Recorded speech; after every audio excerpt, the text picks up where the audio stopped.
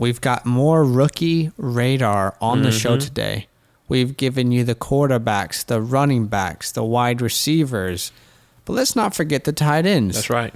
Tight end edition on the show today. Let's get straight to it.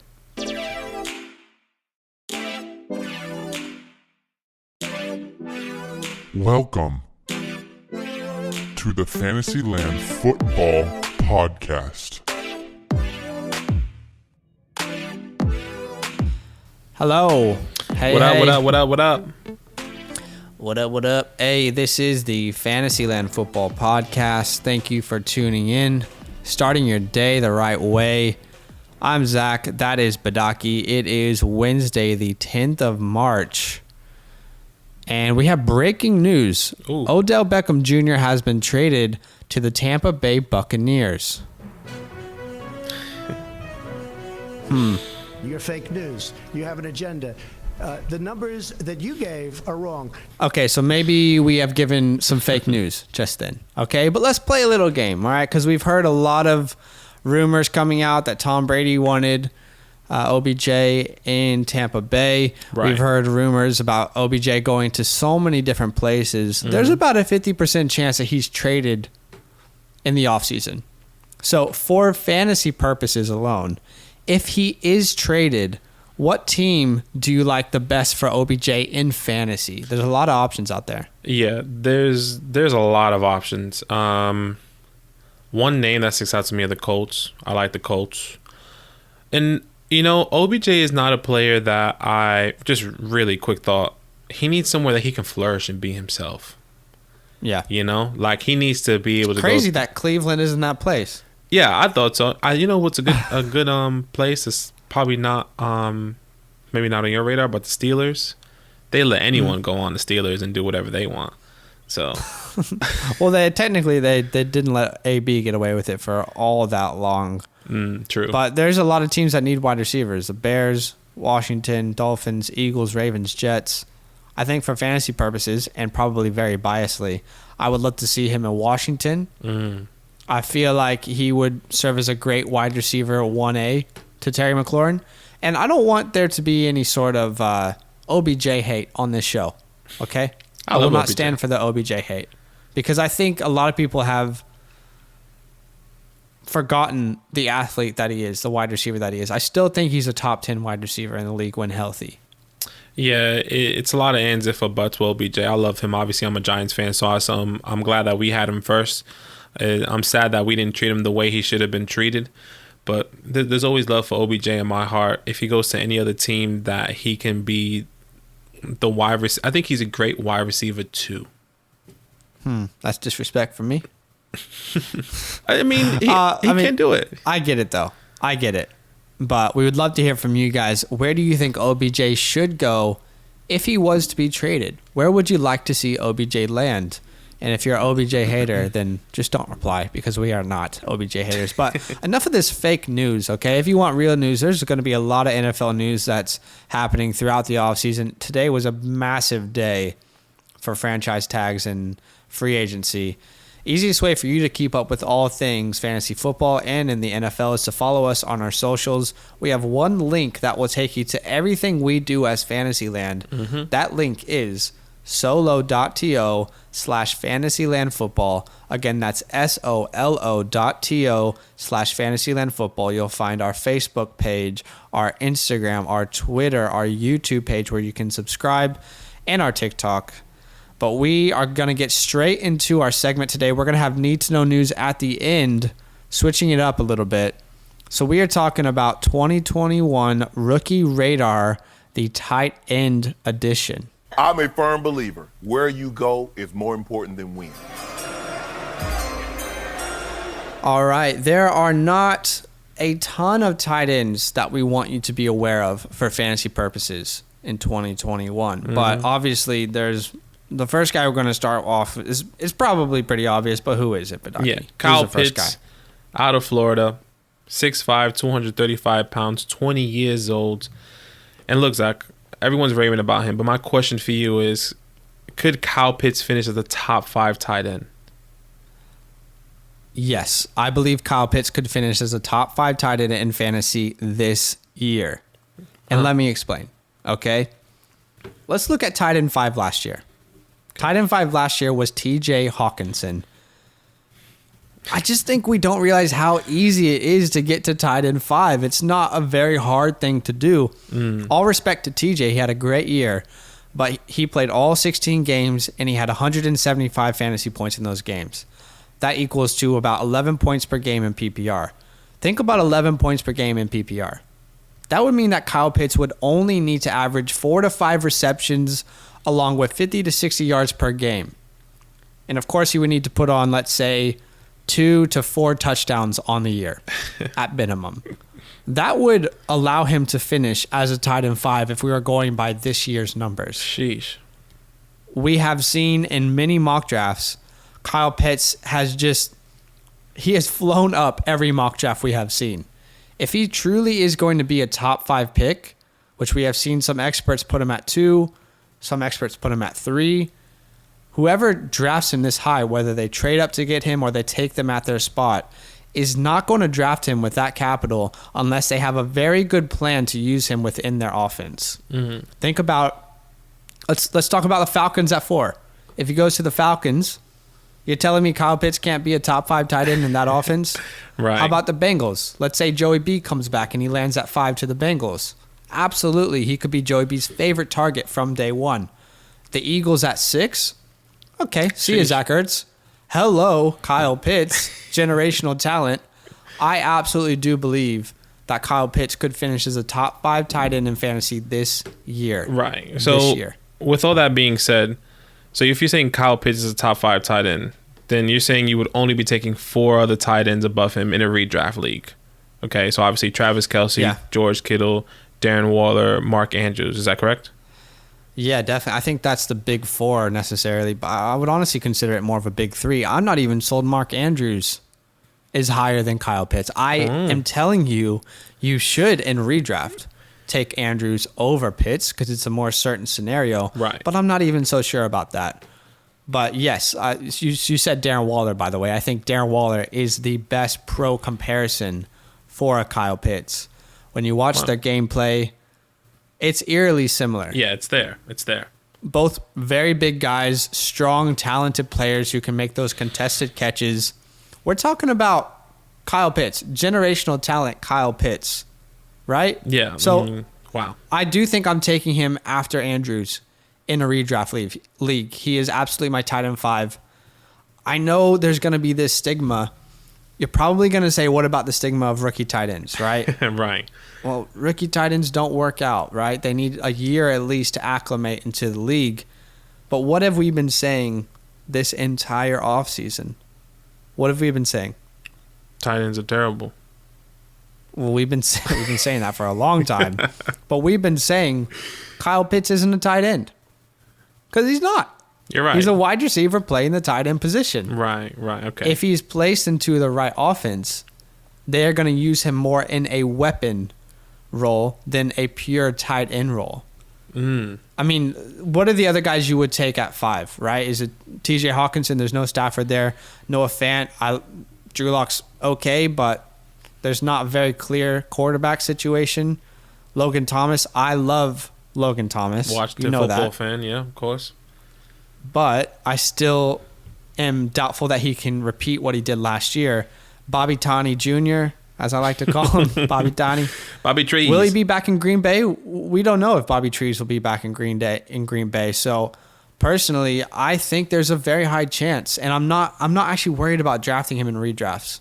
Okay, so then what about Dynasty? So like, how high would you take him in Dynasty drafts then? Well, quickly as well, I just want to point something out there. When it comes to a redraft league, if I'm not getting one of those 3 tight ends, then I am okay to wait and take Kyle Pitts in the 5th, 6th round. Yeah. Right? If I'm not getting Kelce, Kittle, or Waller, then I'm not taking Mark Andrews with the ADP that it's going to cost. And that's a good thing that you brought up. I personally believe that, Kyle Pitts coming in this year is going to change the dynamic of where you draft a tight end, and maybe that's too early to say because it's a lot of the decisions that we're going to be making is going to be where he lands in my perspective, because if he goes to the Patriots, there's no way anyone's taking him that early. But if he goes to, No. like you said, the top five teams, top 7 teams, we believe that he's going to succeed. So Yeah. it's really interesting.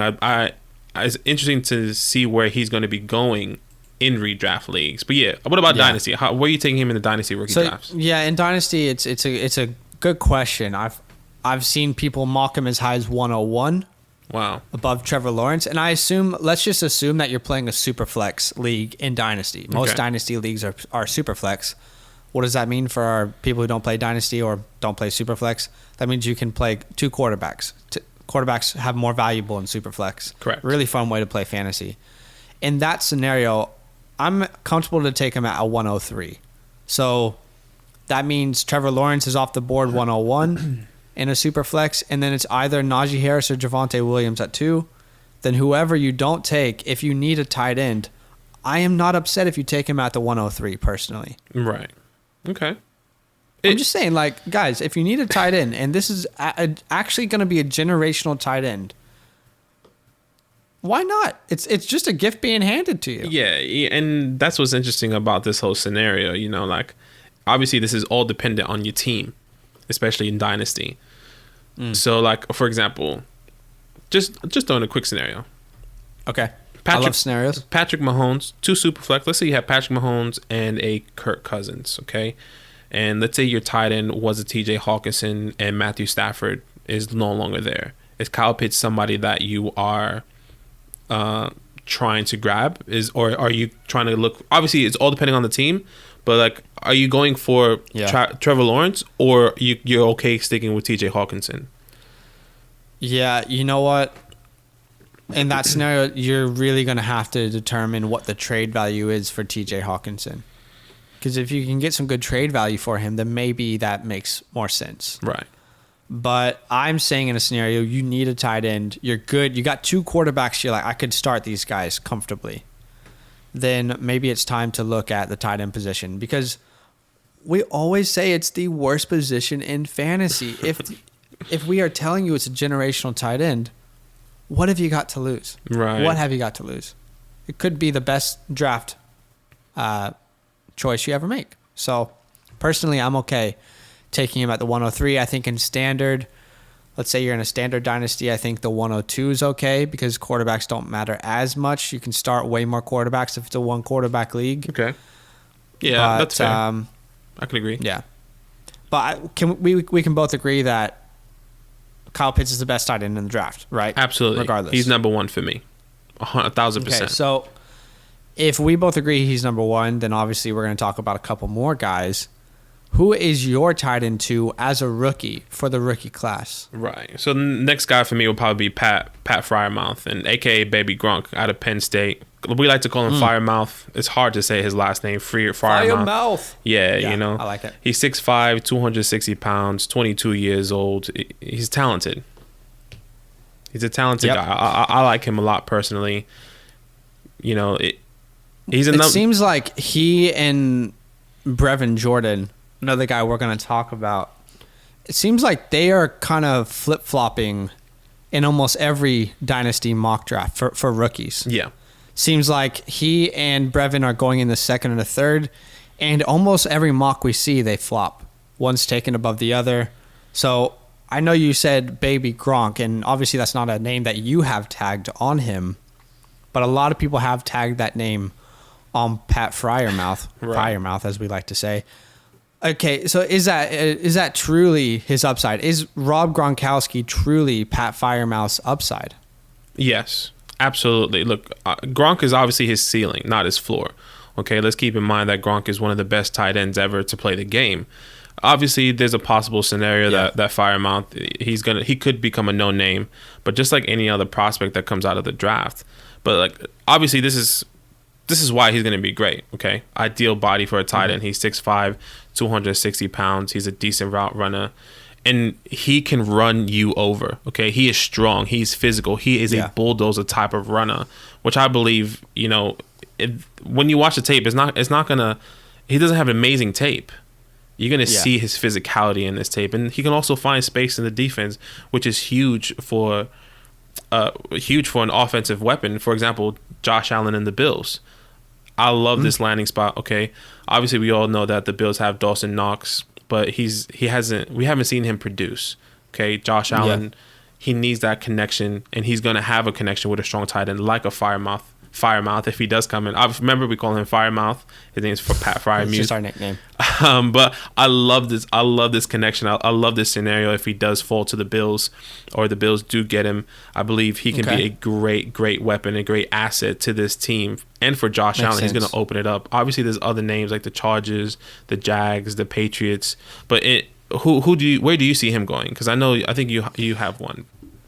Yeah, I mean, I like the Bills, just to point that out. And I know Dawson Knox is the reason people would be a little bit skeptical on that, but right, at some point you're going to be used in the offense if they feel like they can use you. Mm-hmm. I just don't think they have felt that with Dawson Knox as much. Yeah, there's a lot of teams that make sense for him. I like the Steelers personally. I think he really fits the Pittsburgh culture really well. Right. He's kind of that. Well, he's born in the Northeast, so he knows what the cold is like. He knows what the kind of grinded out city is like. It reminds me a little bit of Steelers great Heath Miller out of the University of Virginia. Okay. Wahoos. VA. If any of the Wahoos Seven Cities. Yeah, UVA. I personally think he could be the next great tight end in Pittsburgh. That's his ceiling, obviously, not what's going to happen, but I think he fits that city really well. Right. And Pittsburgh hasn't really had a solidified tight end for a while now. I think it's a position they do need a little bit of help with at the offensive end. He's not exactly the best blocker, which you notice that on tape. It's strange because he's got a massive body. Yeah. But nowadays, tight ends, they don't really need to be the best blockers anymore because they're mostly used in the offense. So, but that's always something that they can really improve on later on in their career. They're going to come in, and that's a skill that they can really nail down within the first 2 years of their career. And then once they nail that down, sky's the limit for these guys, especially these guys that are going into the second or third round in the draft. This is where you get your value, and I think Pat Freiermuth is a great value for any team. Yeah, and that's not fantasy, by the way. We're not telling you to draft him in fantasy. We're saying for the NFL draft. For the NFL. Yeah. I think probably at best, depending on his landing spot, this is a guy in redrafts we're really only taking with our last pick as kind of a let's see what happens, right? Yeah. In redrafts, I don't believe it. A lot of people are going to draft him at all. I think he'll still be available, but in Dynasty, like we said, it's definitely a toss-up between these two guys. Or the third. And Brevin Jordan and Pat Freiermuth. And I think it really depends on what's going to happen in the draft. Once again, all this is dependent in the draft. But look, Pat Freiermuth is tight end 2A, and Brevin Jordan is tight end 2B. So, and I think that's a really interesting point here, especially, we want to introduce to Brevin Jordan, and he's out of Miami, 6'3", 245 pounds. He's 20 years old. It's interesting watching these two guys' tape, putting them side by side.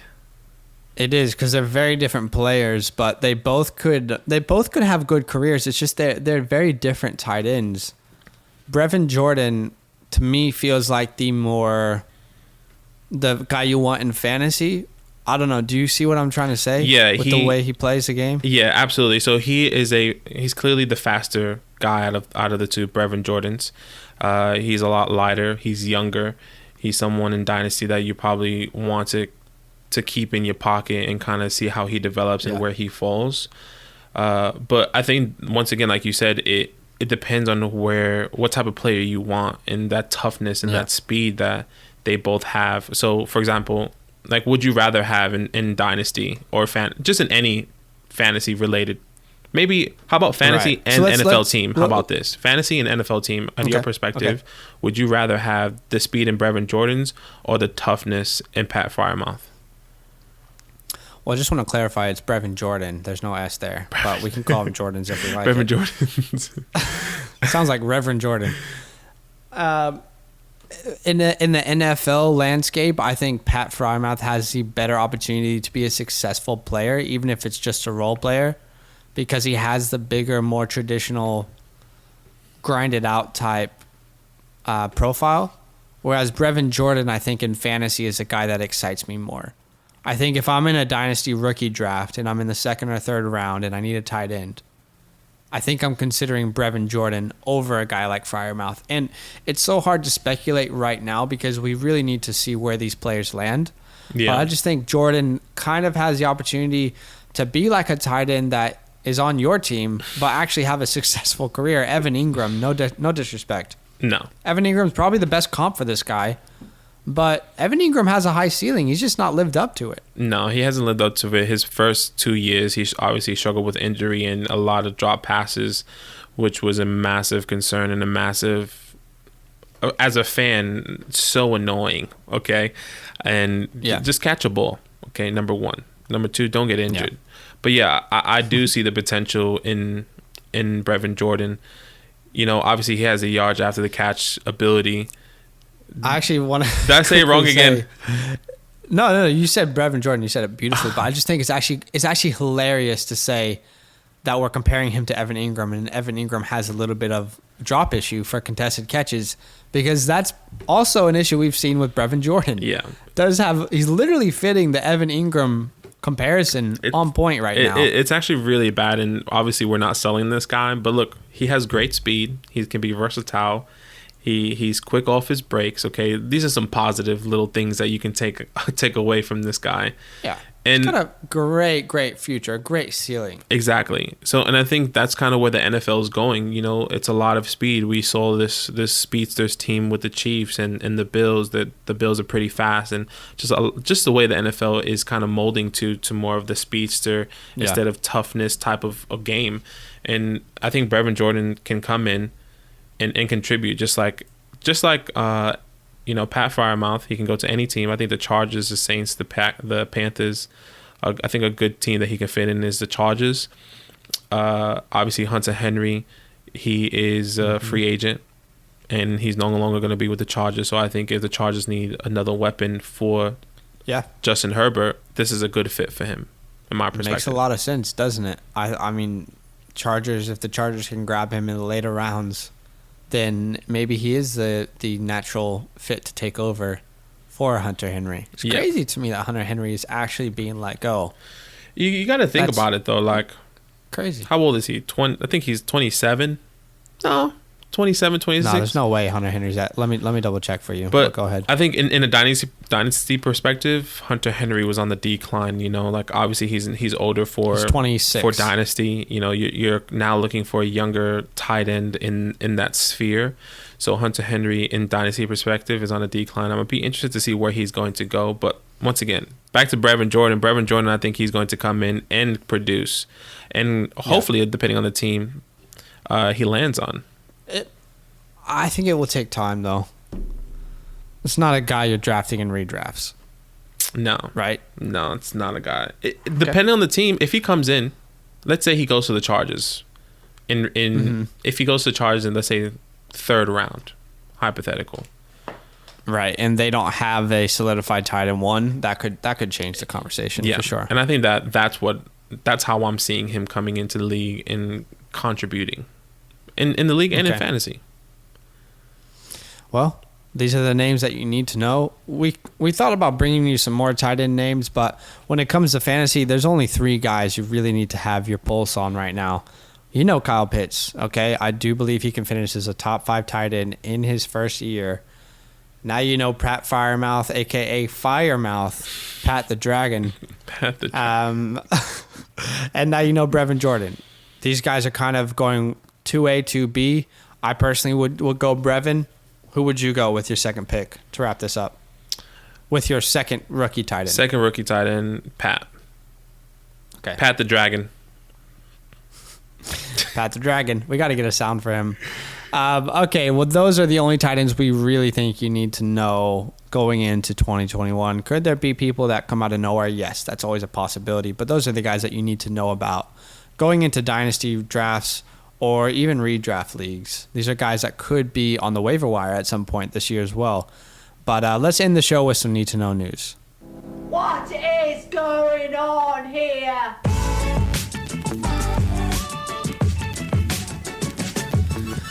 All right, this is your need to know news, all the news surrounding the NFL. A lot has happened as of recently. Dak Prescott officially signs a 4-year, $160 million deal, $126 million guaranteed, and he will make $75 million in his first year. No taxes in Texas, by the way.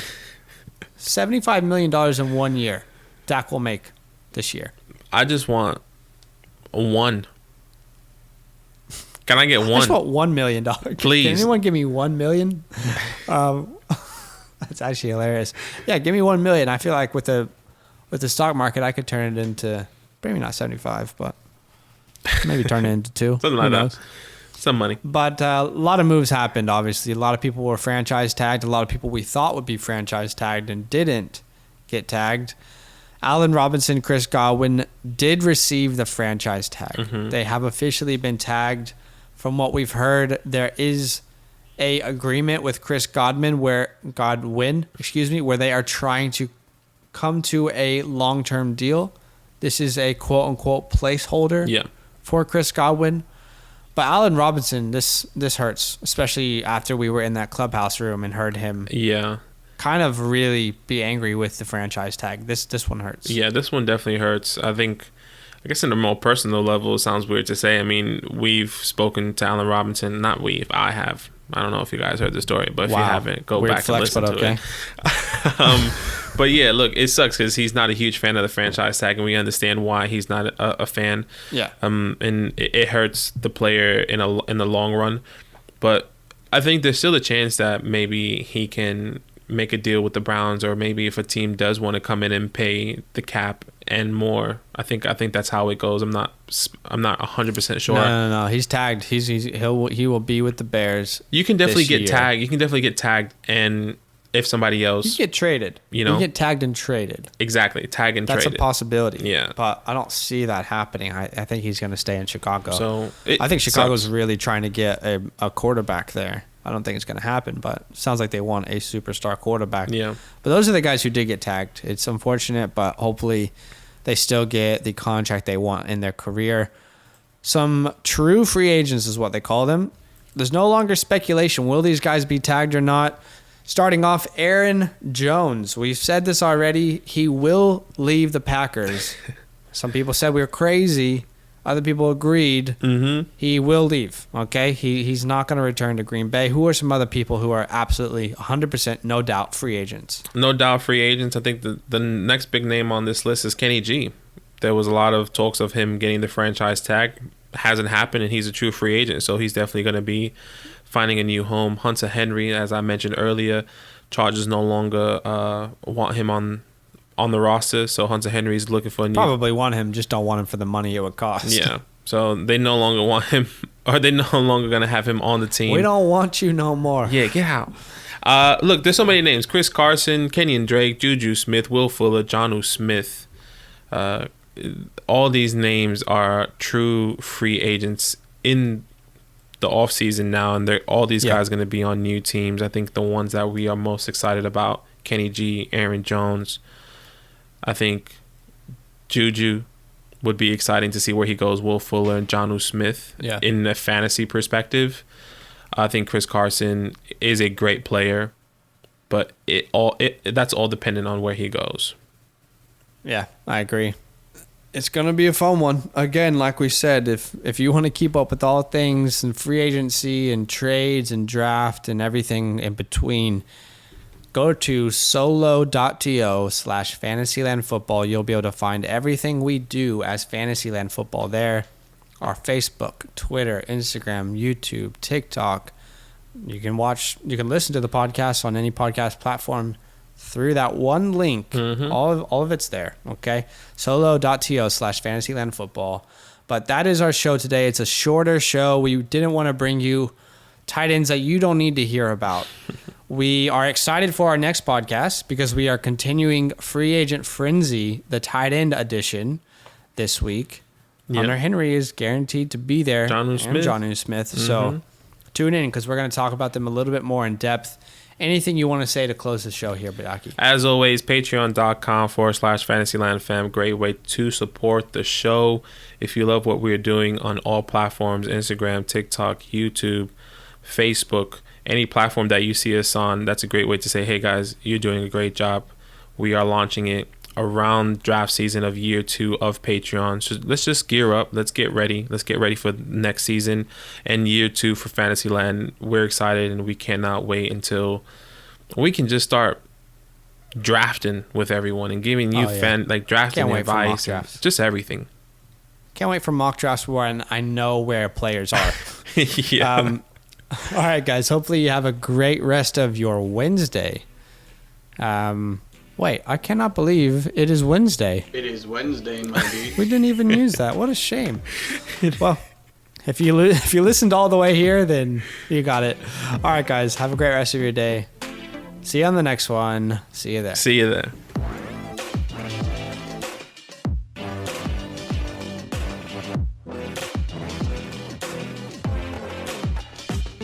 Hey, yeah, you, the one listening to this podcast, you made a good decision today. Keep making those good decisions. You know what? Go ahead and do a little dance right now, like no one's watching. 'Cause you deserve it.